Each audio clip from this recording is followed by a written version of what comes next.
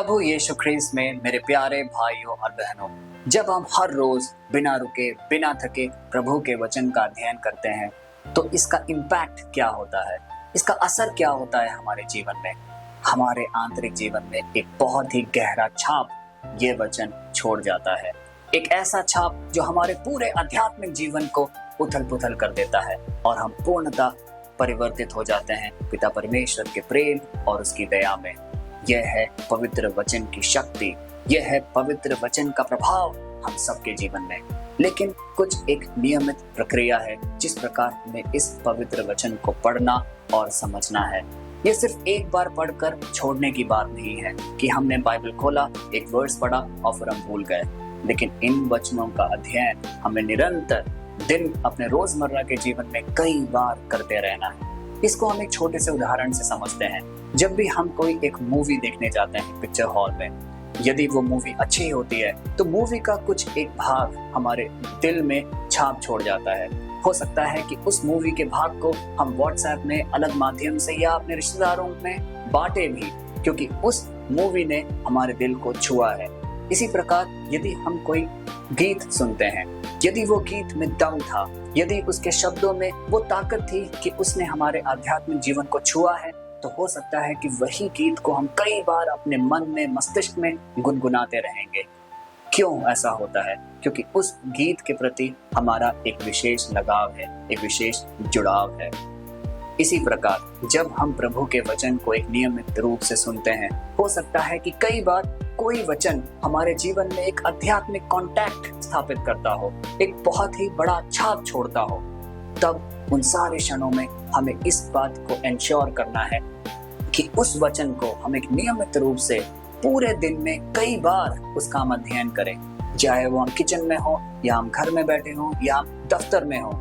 कई बार उस वचन को अपने मन में लाएं और उसके बारे में जानें कि उस वचन में ऐसा क्या था जिसने हमारे जीवन को छुआ है, हमारे आध्यात्मिक जीवन में एक छाप छोड़ने की क्षमता रखी है। और यदि हम ऐसा करेंगे तो हम पिता परमेश्वर के और करीब जाएंगे और हम उनके सानिध्य में हमेशा बने रहेंगे। प्यारे भाई और बहनों, आज का वचन जो हम अध्ययन करने जा रहा है वो हमें एक बात का सवाल हम सबसे पूछता है कि क्या जीवन में ऐसी कोई परिस्थिति आती है जिससे कि हम पूर्णतः हिल जाते हैं, अंदर तम तक हिल जाते हैं। हो सकता है कोई दिक्कत, कोई परेशानी, कोई एक्सीडेंट के रूप में, हो सकता है कोई आर्थिक मुश्किलों के दौर में। कई बार ऐसी सिचुएशंस हमारी लाइफ में आती है जो कि हमें अंदर तम को झंझोर कर रख देता है। और इस सारे सिचुएशन में जो सबसे ज्यादा प्रभावित होता है वो है हमारा विश्वास पिता परमेश्वर के नाम पर। क्यों? क्योंकि हो सकता है कि उस अपरिचित सर्कमस्टांसेस में, उस दुखपूर्ण घड़ी में हम ईश्वर से एक संपर्क तोड़ते चले जाते हैं, क्योंकि हम व्यस्त होते हैं, हमारे पास समय नहीं होता, हमारे विश्वास में वो कमजोरी आ जाती है और इसी प्रकार हम ईश्वर की दया और अनुकंपा से वंचित रह जाते हैं। आज का वचन हमें इस बात की ओर प्रेरणा देता है कि चाहे कुछ भी हम खो जाए, चाहे धन, दौलत, ऐशोआराम, शांति, लेकिन विश्वास हम नहीं खो सकते। हमें विश्वास को अपने अंदर संजोए रखना है। प्रभु ईश्वर पे विश्वास, एक अटूट बंधन हमें हमेशा संजोए रखना है। और यदि हम ऐसा करने में हम सक्सेस होते हैं तो ईश्वर भी हमारे साथ एक नियमित रूप से हमारे हर कार्यों में दखल देता है और हमारा जीवन परिवर्तित होता है। तो आइए इस वचन का अध्ययन करें और जानें कि ये वचन हमें क्या समझाना चाहता है। आज का वचन जो हम अध्ययन करने जा रहे हैं वो लिया गया है संत लूकस के सुसमाचार से, अध्याय 22 पद संख्या 31 से 32, और वह इस प्रकार है। हे शिमोन सुन, शैतान ने तुम सबको गेहूं की तरफ फटकने के लिए मांगा है, परंतु मैंने तेरे लिए प्रार्थना की है कि तेरा विश्वास जाता ना रहे, और जब तू फिर जाए तो अपने भाइयों को स्थिर करना। प्यारे भाइयों और बहनों, आज का वचन जो हम अध्ययन करने जा रहे हैं ये कितना ही बलवान और शक्तिशाली है। यदि हम इसको दो भागों में बांटे तो इसका एक बेहतर मूल्यांकन कर सकते हैं। पहला भाग, जब हम यहाँ पे देखते हैं कि प्रभु यीशु ख्रीस्त थोड़े विचलित से, थोड़े असहज से दिख रहे हैं, क्योंकि वो ऊंचे स्वर में सिमोन को पुकारते हैं और कहते हैं, हे शिमोन सुन। वो इसलिए विचलित थे क्योंकि वो शिमोन के विश्वास को खोता नहीं देख सकते थे। वो चाहते थे कि शिमोन का विश्वास हमेशा अडिग रहे और सुदृढ़ बना रहे। इसलिए वो बहुत पहले ही शिमोन को इस बात को चेताते हैं कि शैतान तुम्हारे सोल को, शैतान तुम्हारी आत्मा को गेहूं के मात्र फटकने के लिए मांग रहा है। गेहूं को फटकना ये एक ऐसी प्रक्रिया है जिसमें गेहूं को हम बहुत जोर से हिलाते हैं जिससे कि उसके अंदर के कंकड़, धूल, मिट्टी सब बाहर चला जाए। लेकिन इस प्रक्रिया में एक बहुत ही बड़ा उलटफेर होता है उस गेहूं के साथ। इसी प्रकार एक बहुत बड़ा उलटफेर शिमोन की जिंदगी में भी आने वाला था, जिसमें उसका विश्वास अडिग न रह पाता। लेकिन सही समय पर, सही क्षण पर पिता ईश्वर, प्रभु यीशु ख्रीस्त उनके जीवन में आते हैं और बताते हैं कि मैं ये सुनिश्चित करूंगा कि तुम्हारा विश्वास नहीं खोएगा और तुम अडिग बने रहोगे। प्यारे भाई और बहनों, हर उस व्यक्ति को जो इस प्रार्थना सभा में आज उपस्थित है, पिता परमेश्वर बहुत ही स्पष्ट शब्दों में कह रहे हैं। हो सकता है तुम्हारा आज का जीवन कई दुख, कठिनाइयों और परेशानियों से गुजर रहा हो सकता है कि तुम्हें आज के परिप्रेक्ष्य में तुम्हें कुछ भी संभव नहीं दिख रहा हो। कई दिक्कतें जो तुम्हारे जीवन से दूर नहीं हो रही हैं, चाहे वो बीमारी का रूप हो, चाहे वो नौकरी ना मिलने का रूप हो, चाहे वो हमारे आध्यात्मिक पराजय के समय हो। इन सारे अवसरों में हम इतने गिर चुके हैं कि हम अपने जीवन को त्यागने तक का सोच चुके हैं। लेकिन पिता परमेश्वर हमें इस बात का ढारस देते हैं आज कि मैं हमेशा ये निश्चित रखूंगा कि तुम्हारा विश्वास अडिग और सहज रहे। तुम्हारा विश्वास कभी नहीं खोएगा क्योंकि तुम मेरे पुत्र पुत्रियां हो।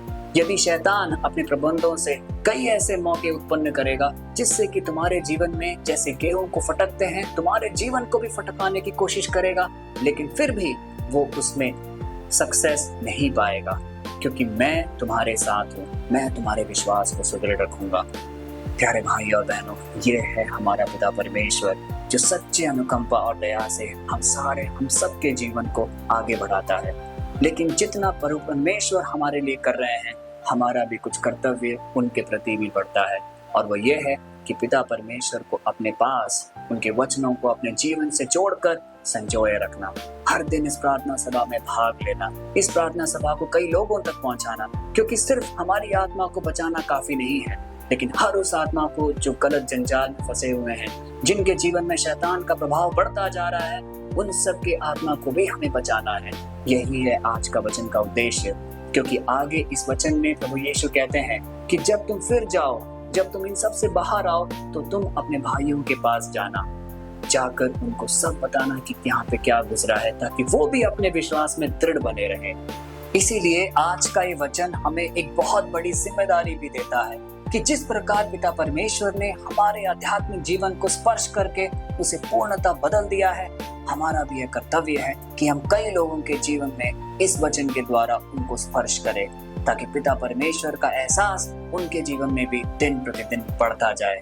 क्योंकि हम वो लोग हैं जो पिता परमेश्वर के वचनों को एक नियमित रूप से हर दिन बिना रुके अध्ययन कर रहे हैं, और हमारा ये कर्तव्य बनता है कि पिता परमेश्वर ने हमें जो भी आदेश दिए हैं, हम उनका पूर्ण रूप से पालन करें, एक दूसरे को प्यार करें, एक दूसरे की गलतियों को क्षमा करें, एक दूसरे को उठाएं, यदि वो गड्ढे में गिरे हुए हैं, बुरी आदतों में फंसे हुए हैं, कुछ गलत काम कर रहे हैं, उनको समझाएं, ताकि हम पिता परमेश्वर के प्रिय जन बने और हम उनके प्रेरिताई कार्य में भाग लें। तो आइए इस छोटे से प्रार्थना में बढ़ने से पूर्व हम हर उन मतलबों को, हर उन निवेदनों को पिता परमेश्वर के सम्मुख और उनके चरणों में रखते हैं।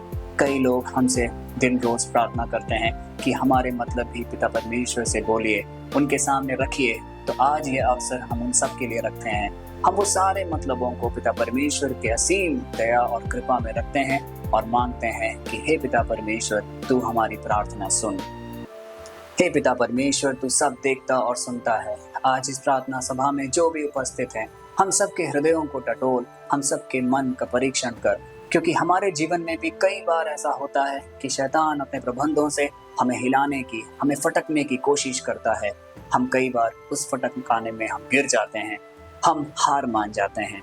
लेकिन आज का वचन हमें वो धैर्य देता है, वो शक्ति और सामर्थ्य देता है कि तू हमारे साथ हमेशा उपस्थित है, तू हमारे विश्वास को हमेशा अडिग रखेगा, उसे कभी हिलने या भटकने नहीं देगा। हे पिता परमेश्वर, इस वचन के लिए हम आपको तहे दिल से धन्यवाद देते हैं। हर उस कर्म के लिए जो आप हमारे जीवन में अपने स्पर्श के माध्यम से कर रहे हैं, उन सबको याद करके आपकी प्रशंसा करते हैं। आज हम सब जो इस प्रार्थना सभा में उपस्थित हैं, हमारे हृदयों को टटोल।